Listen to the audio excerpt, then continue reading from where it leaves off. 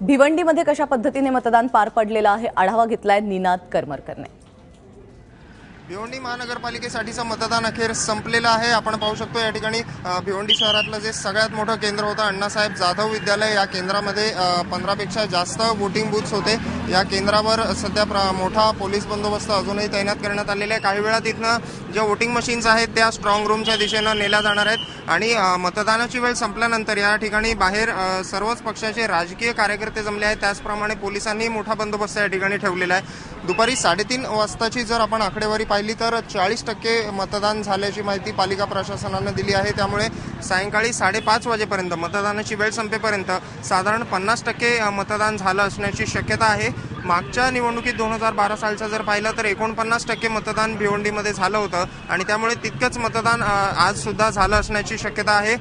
आज दिवसभर भिवंडी शहरामध्ये पारा चांगला चढलेला होता। त्यामुळे सकाळच्या सत्रात जरी तुरळक गर्दी दिसत असली तरी दुपारच्या सत्रात मात्र गर्दी काहीशी ओसरल्याचं चित्र मतदान केंद्रांवर पाहायला मिळत होतं।